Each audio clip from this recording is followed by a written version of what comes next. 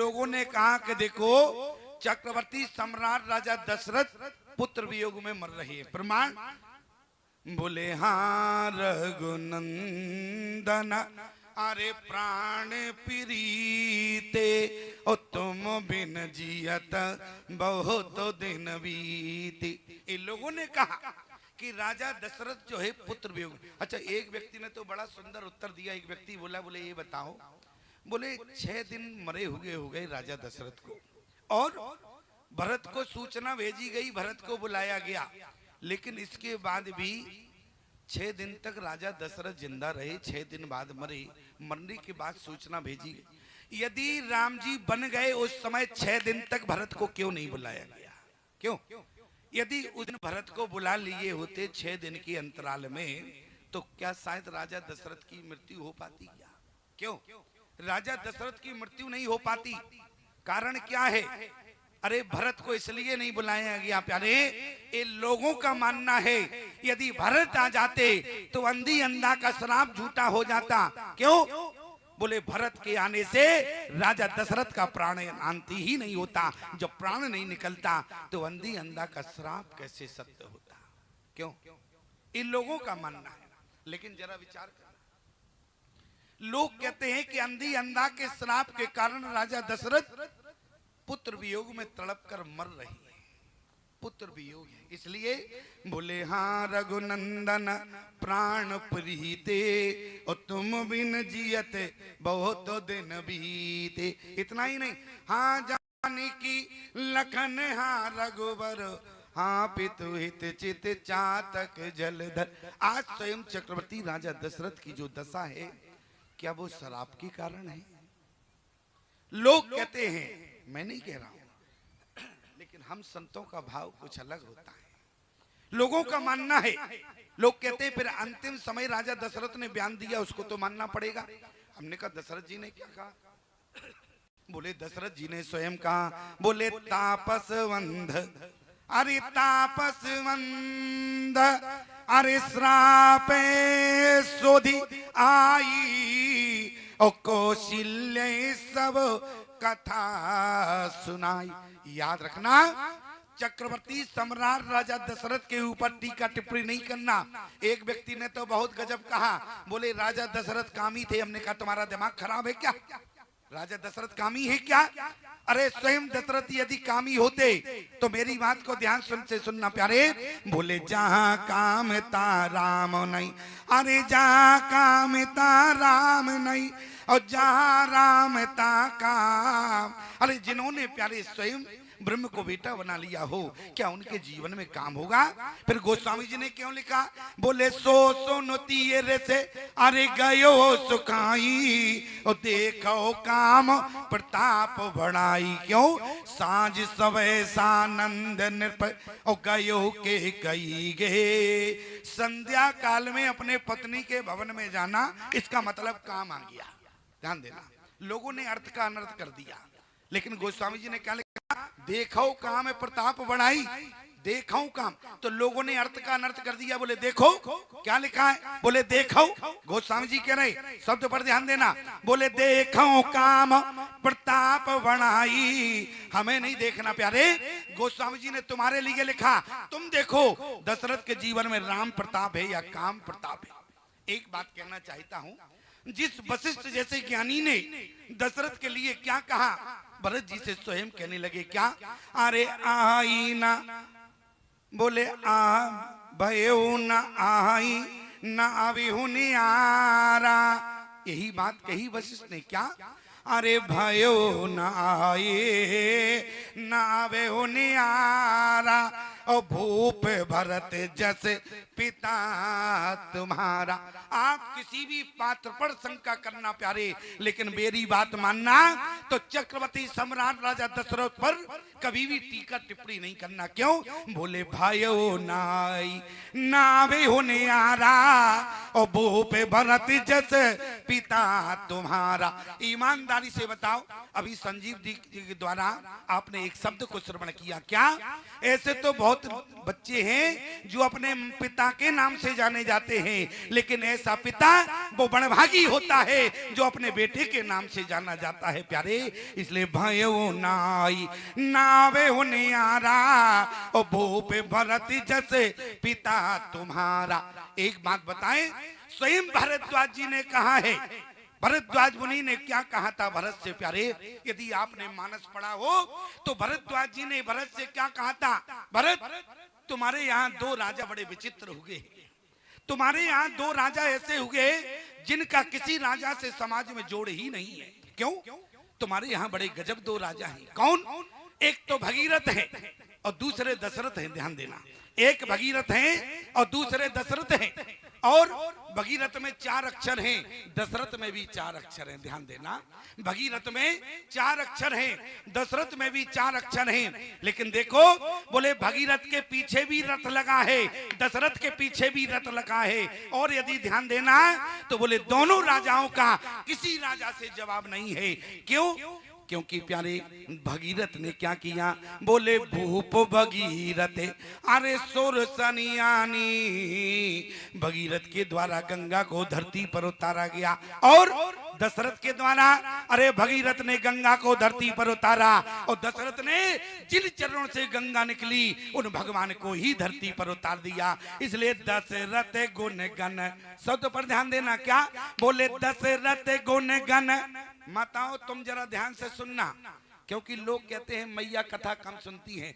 हमने कहा कहीं सुनती हूँ, लेकिन रानी खेड़ा आश्रम के पास आश्रम की माताएं तो रामचरितमानस को ऐसे सुनती हैं, ऐसे सुनती हैं जैसे तपस्या कर रही हो बैठकर। क्यों? अच्छा बताओ, ऐसे सब बैठी हैं? एक बार भी ईमानदारी से बताओ, नजर उठा के देखो, एक भी मैया आपस में बात नहीं कर रही। नहीं तो गजब हो गया इनका शांत बैठना, और वो भी विश्व का अजूबा है कि नहीं? क्यों? अच्छा एक बात और बतावे, ऐसी मर्यादा कहाँ देखने को मिलती है? क्यों ऐसी मर्यादा? यदि मैं मर्यादा की बात करूं तो मर्यादा तो केवल गांव में है, शहरों की मर्यादा तो समाप्त हो गई। आप कहेंगे ऐसा क्या देख लिया? तो जरा विचार करना, यहाँ पर यदि 70 वर्ष की भी मैया है तो उनके सिर पर पल्लू है, और शहर में तो समाप्त ही हो गया है पल्लू। क्यों? शहरों में कहीं माता, अच्छा देखो जैसे ही हमने पल्लू की बात की, अब जिनके सिर पर था तो ठीक है, जो नहीं था तो तुरंत चढ़ाने लगी। ऐसा ना हो स्वामी जी की नजर पड़ जाए तो हम ही हेड लिस्ट में आ जावे। क्यों संजीव जी? होता है ऐसा, क्योंकि खैर ऐसी नहीं, हम इतना गौर से भी नहीं देखते हैं। आप लोग आराम से ना सिर पे किए हो तो और कर लेना। एक बात बता, क्योंकि सिद्धांत है इसलिए बताना पड़ रहा है। सिद्धांत क्या है माताओं? 4 जगह पर आपको जीवन में कभी सर नहीं खोलना है। 4 जगह पर नारी को सिर ढकना चाहिए। वो 4 जगह कौन कौन है? ध्यान देना हमारी बात पर। 4 जगह पर स्त्री को कभी भी सिर नहीं खोलना चाहिए। क्यों? एक तो कहा, एक तो आप किसी के यहाँ गमी में जावे, चाहे वो आपके पिता का घर क्यों ना हो, और ईमानदारी से बताओ जब कोई नारी किसी गमी में जाती है तो क्या सिर खोल कर जाती है?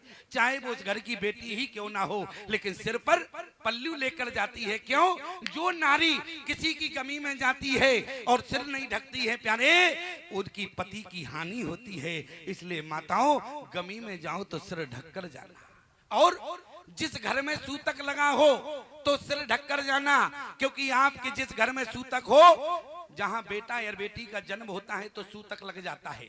मेरा कहने का मतलब, किसी के जन्म में जाओ सूतक लगा हो तो सिर ढककर जाना, और यदि सिर ढककर नहीं जाओगी तो आपके बच्चे के जीवन में रोग आ जाएंगे। इसलिए माताओं वहां भी सिर ढककर जाना। और जहां भगवान की कथा सुनो तो आप सिर ढककर सुनना, और जहां पर प्यारे मंदिर में जाओ माताओं तो वहां भी सिर ढककर जाना। क्यों? यदि मंदिर में सिर ढककर जाओगी और भगवान की कथा सदगुरु के पास, संत के पास बैठना तो सिर ढककर बैठना। क्यों? यदि आपने सिर पर पल्लू लिया तो आपके जीवन की बरकरार रहेगी हाथों की रिद्धि सिद्धि, अन्यथा हाथों से रिद्धि सिद्धि चली जाएगी। इसलिए कहीं पर तीर्थ स्थान में जाओ, सदगुरु के पास बैठो, संतों के पास बैठो, मंदिर में जाओ, भगवान की कथा को श्रवण करो तो अपना सिर ढककर सुनना, तो भगवान तुम्हारे हाथों की रिद्धि सिद्धि बरकरार रखेगा। अच्छा निवेदन क्या कर रहे थे जरा बता सकती हो क्या? अगर गौर से सुन रही थी तो बताओ क्यों? अगर ध्यान से सुन रही थी तो बताना पड़ेगा हमारी बात को। कथा हम कहाँ कर रहे थे? बोले भूप भगीरथ अरे सुरसरियानी। क्यों?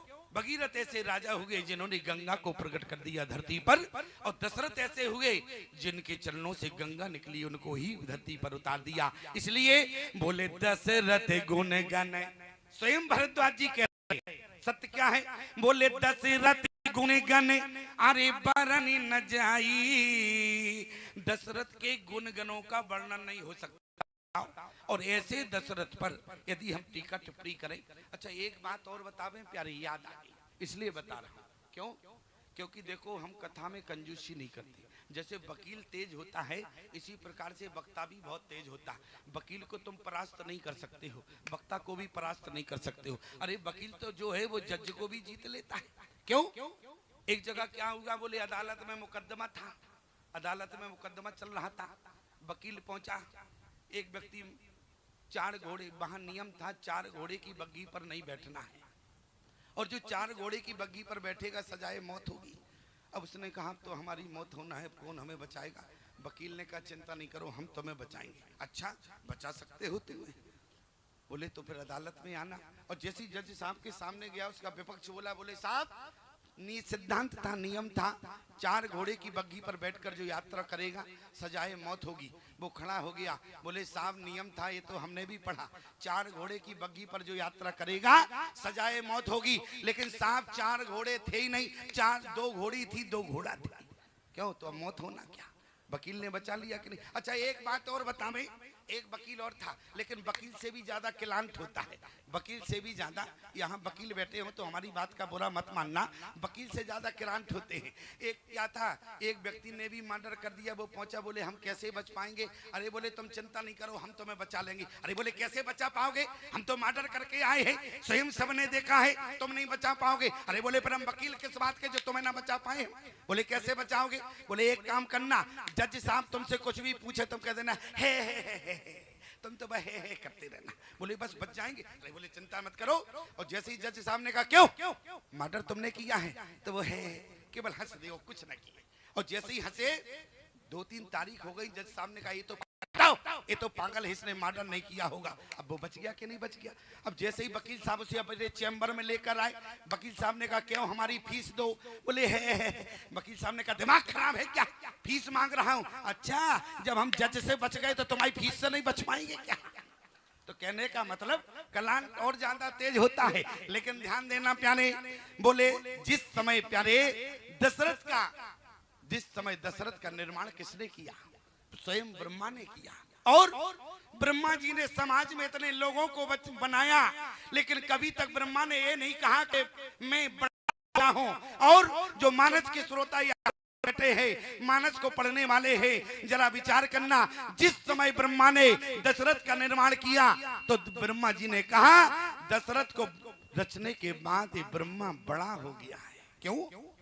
क्या ब्रह्मा जी पहले बड़े नहीं थे क्या, जो दशरथ को बनाने के बाद बड़े हुए? प्रमाण क्या है? बोले जी नहीं बिरची रच अरे बड़ भाई वो विधाता। क्यों? क्या पहले से ब्रह्मा जी बड़े नहीं थे?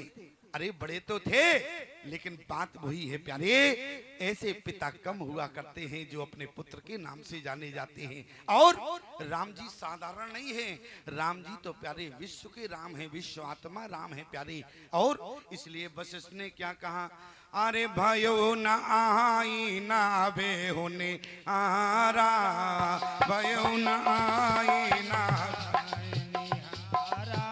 भयो न आई ना बिहुनियारा, भयो न आई ना बहनिहारा। भूप भरती जस पिता तुम्हारा, भूप भरती जस पिता तुम्हारा, भूप भरती जस पिता तुम्हारा, भूप भरत जस पिता तुम्हारा। आज स्वयं चक्रवर्ती राजा दशरथ ने कौशल्या की गोद में सिर रखकर अंतिम बयान दिया है, लोगों ने मान लिया। अच्छा ये बताओ, जब दशरथ का बयान मान रहे हो, प्रमाण क्या है? अरे तापसवंद अरे श्राप सुधियाई और कौशल्य सब कथा सुनाई। आज कौशल्या को कथा सुनाई। कौशल्या, अच्छा कथा कौन सी सुना रहे हैं? वेद विदित दशरथ नाउ। जैसे हम आपके सामने कथा सुना रहे हैं, एक कल्प की कथा नहीं है, कई कल्पों की कथा है। इसी प्रकार से राजा दशरथ ने कौशल्या की गोद में सिर रखकर एक कल्प की कथा नहीं सुनाई प्यारी, कई कल्पों की कथा सुनाई। राजा दशरथ ने कहा कि कौशल्या, संसार के लोग यही समझेंगे कि दशरथ अंधी अंधा के श्राप के कारण पुत्र वियोग में तड़प रहा है। क्यों? अंधी अंधा के श्राप लगा। श्रवण कुमार के माता पिता ने श्राप दिया कि तुम भी पुत्र वियोग में तड़प तड़प कर मरोगे। लेकिन एक बात याद रखना, कौशल्या से दशरथ ने कहा कि कौशल्या, अंधी अंधा का श्राप तो मुझे इस जन्म में लगा है, लेकिन पिछले जन्म में मुझे भगवान का वरदान मिला है। प्रमाण क्या है? जिस समय राजा दशरथ मनु थे तो भगवान से क्या मांग बैठे? अरे मणि बिन फनी जिम जल बिन मीना और मम जीवन तिम तुम ही अधीना। क्यों? मणि के बिना फणी, जल के बिना मछली जैसे तड़पती है, तुम्हारे बिना हमारा जीवन ऐसा रहे। मणि बिन फणी जिम जल बिन मीना मम जीवन तिम तुम ही अधीना। इसलिए अंधी अंधा का श्राप तो मुझे इस जन्म लगा है, लेकिन मेरी दशा वरदान के कारण है। वरदान के कारण ही मुझे अंधी अंधा का श्राप लगा।